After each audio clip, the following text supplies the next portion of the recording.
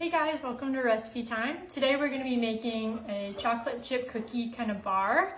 I like doing a recipe like this because I think it's just slightly bit easier than doing actual cookies because you just put it into a pan. The thing that makes this one special is it also has peanut butter in it. If you notice all the activity of dogs running around me, I just put their toys up because they get noisy if they have them out, but maybe this is worse, I don't know. But so we're gonna go ahead and make that. I also wanted to show this one because I think baking has specific things that if you haven't baked before that you may not know, and so I kind of wanted to cover those a little bit in this video. So the first thing I wanted to go over is whenever you're looking at the recipe, a lot of times it will tell you if you need to pull anything out of the fridge.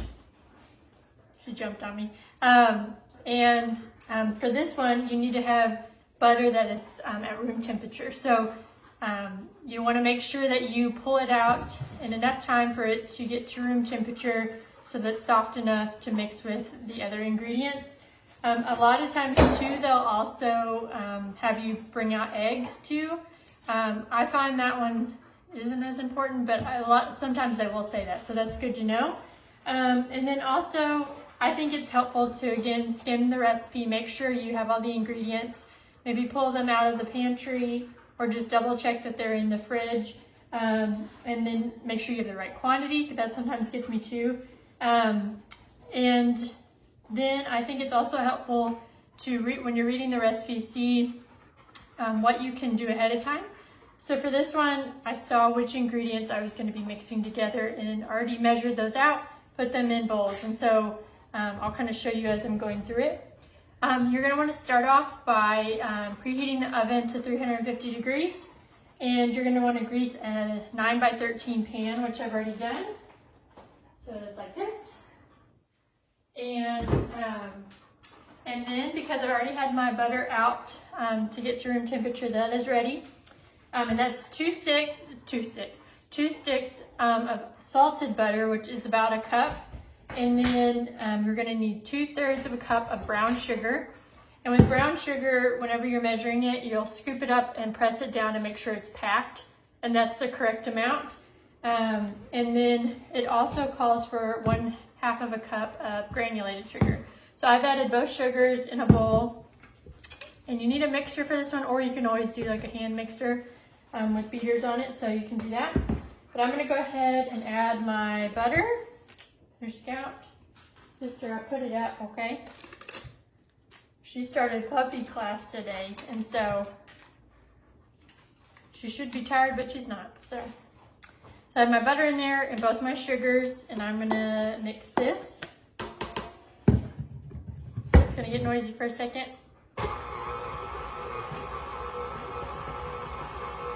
And we're gonna mix that till everything is well blended. I love the smell of sugar whenever you start making stuff in the mixer.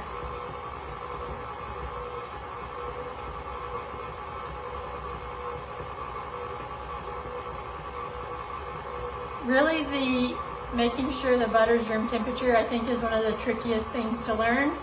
That gets me a lot. Like, I wanted to make this the other night after dinner, and I realized that by the time it was softened and ready to go, I probably was going to be too tired to actually carry out the whole process. So, all right.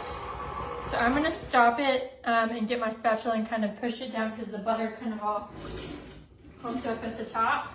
I don't know if you guys will be able to see. Yeah, like right there. And so I'm going to push it all off the beater and give it another chance to mix.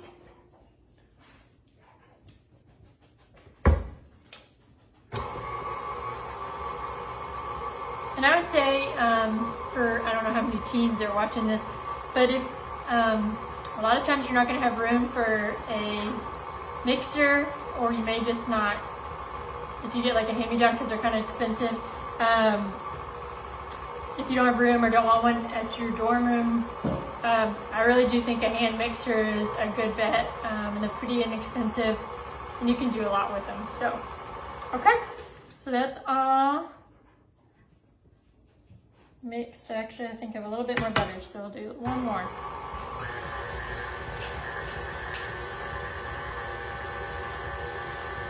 Okay. Unlock it. Okay, so I'm going to show you the consistency. You know that's delicious, right? I'm not going to eat it because you're not supposed to eat stuff like this, but I might still do it. Okay, so we've done that, and now we're going to add in our eggs. So I have 2 eggs that I had pulled out of the fridge, and you're going to add them one at a time. And I find that it's better to crack the eggs into a separate bowl and then add them. That way, if you get any shell in there, it's easier to fish out than out of your batter. So I put that in there. I'm going to add it and then mix it. And then while that one's mixing, I'm going to crack the other one.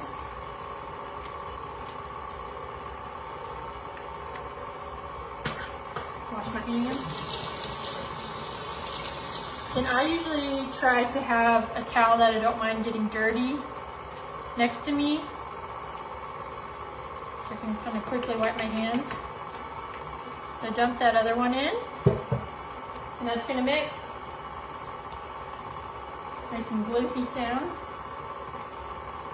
The next thing we're going to need is vanilla extract, and we're going to do 2 teaspoons of that. So that's in mixing. I'm going to go ahead and add this in there.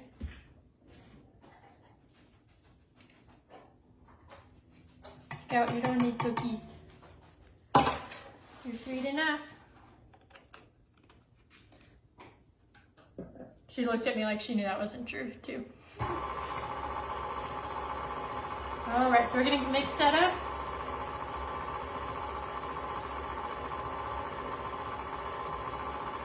Okay, so I'm just doing it till it's all combined.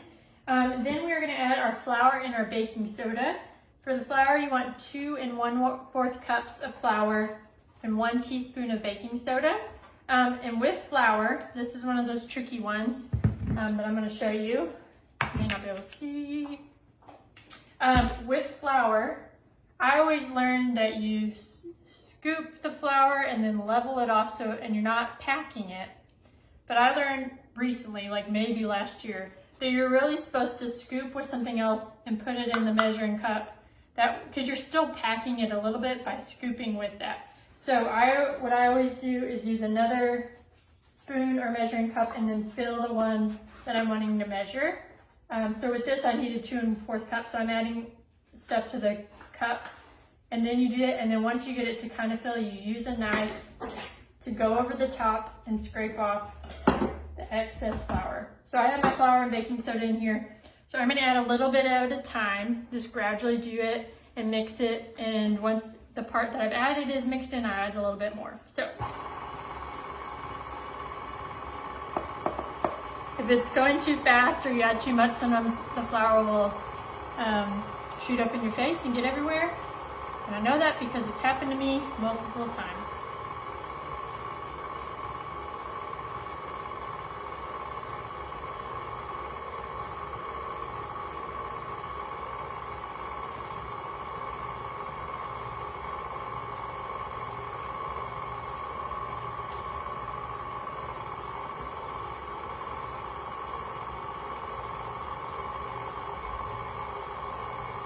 Shout out to my mom who gave me this KitchenAid mixer, because I didn't buy it myself, so it's my hand-me-down mixer.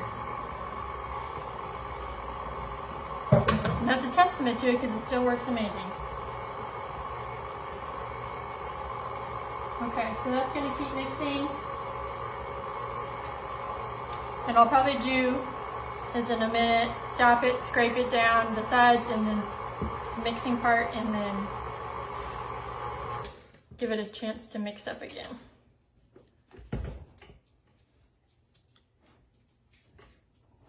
I love cookie dough.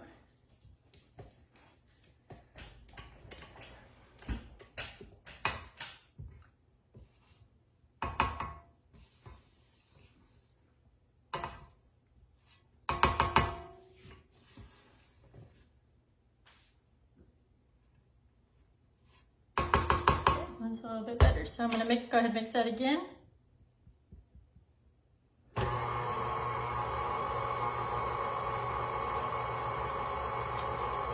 And then after this, we are going to turn off the mixer, add 2 to 3 cups of semi-sweet chocolate chips.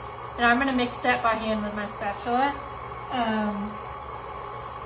Because that could kind of mess up and is a lot for your mixer to do.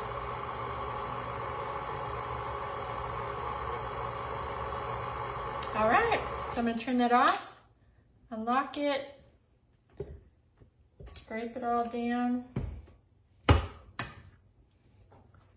and try to get as much of the stuff off the attachment so none is wasted.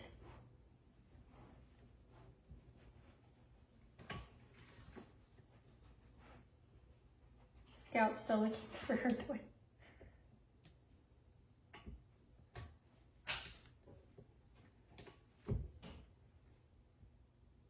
All right, so I'm going to take that off, set it aside.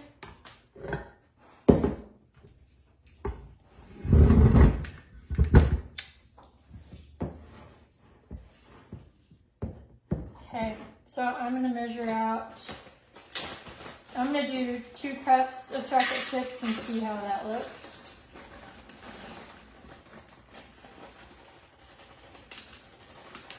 And if you need to eat a couple of chocolate chips as you're measuring, you do that. You deserve it.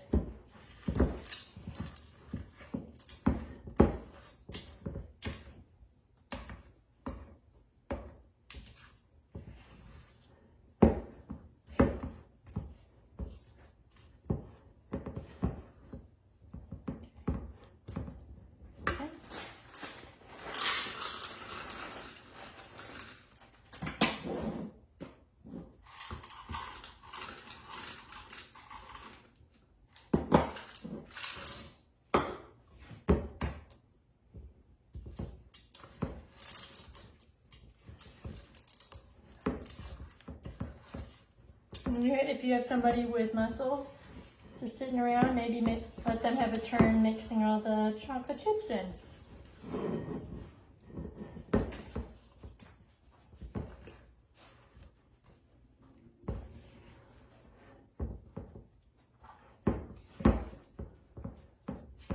All right, I think we're all good.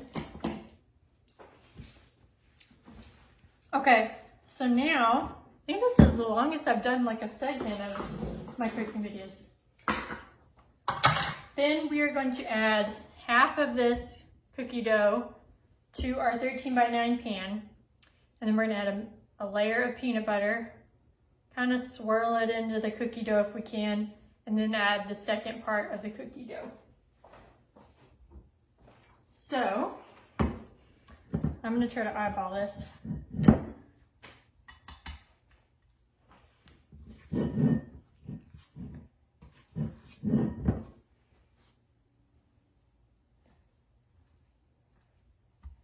We're going to press out cookie dough.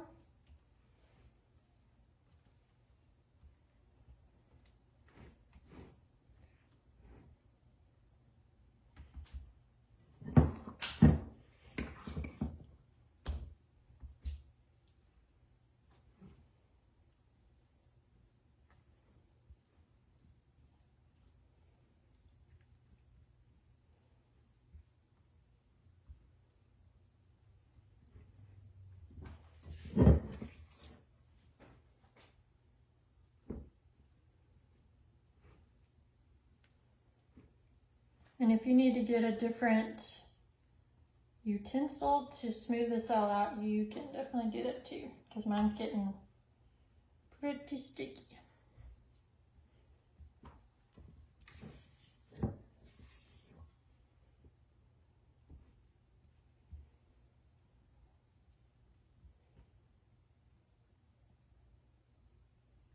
Trying to make sure I have good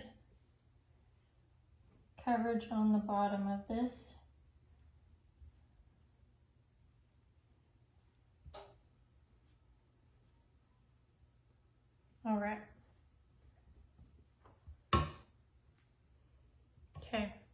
got my, so there we go.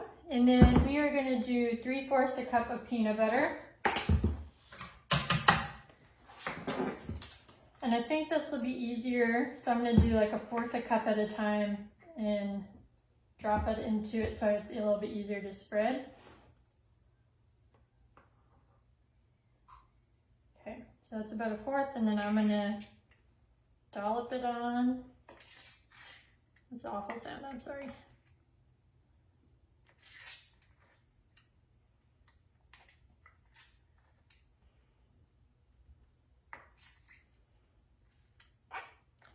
Peanut butter is so delicious, but terrible.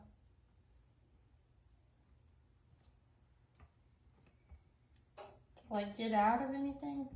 Okay, so that's 1/4.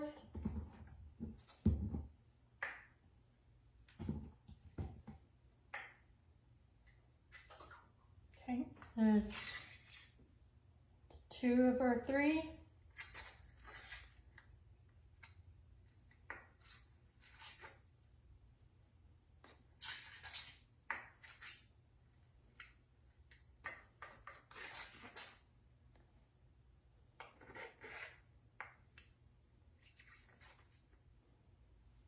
Okay, 1 more. And if you don't want as much peanut butter, you don't have to do that full amount. Or I guess you could always do, like if there's somebody that didn't want peanut butter, you could do like half of it with the peanut butter in the middle and another without, and just kind of test it, see if it works. But if you can eat peanut butter, I don't know why you shouldn't. Okay. You guys can't really see, but there's too much going on. Okay, so I'm just spreading that peanut butter out so it covers so much peanut butter. Okay.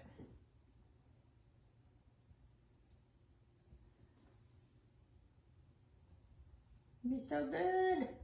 Okay. It's messy. And I'm going to do this again, kind of do it, do like little dollops of the cookie dough so that I make sure I'm spreading out and not moving all the peanut butter.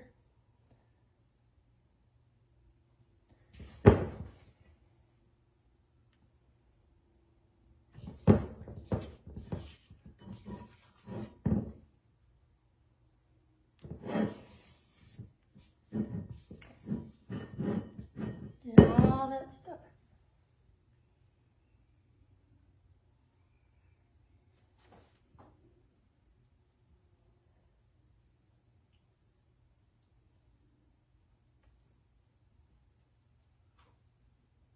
And it's okay if like because the peanut butter is going to kind of pull up when you mix it. That's okay. It just means the peanut butter is going to be mixed more thoroughly throughout. And that is not a bad thing. I'm going to use this knife I was using for the peanut butter and see if I can spread it out a little bit better.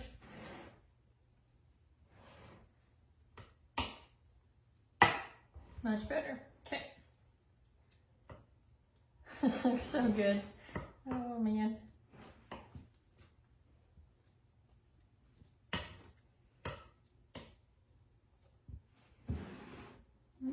I'm making a mess because I got it all over my fingers.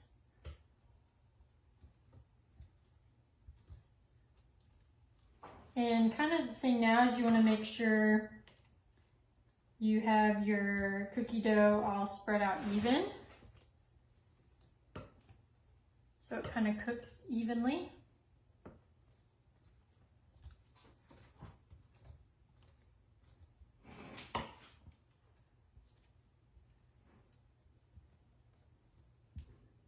Okay, I'm trying to.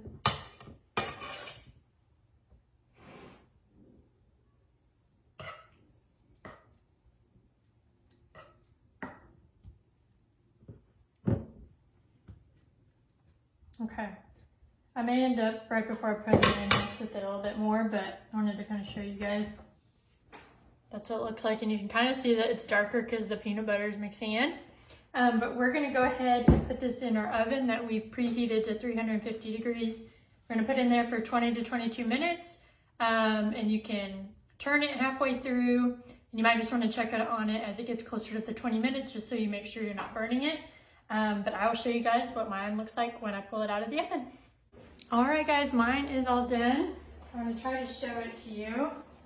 But it's nice and golden brown, a little bit darker on the edges. I did notice when I pulled it out of the oven that it almost was like what I imagine they talk about with like earthquakes and like things moving, because I think the peanut butter layer was so melty that it was making the top cookie dough layer like kind of move. It was really weird. She wants her ball. And so, but I just wanted to let you guys know about that. I experienced that too. And I think once it sets, everything will kind of get gooey and combined and hold, and it'll be delicious. So I hope you guys enjoy making this.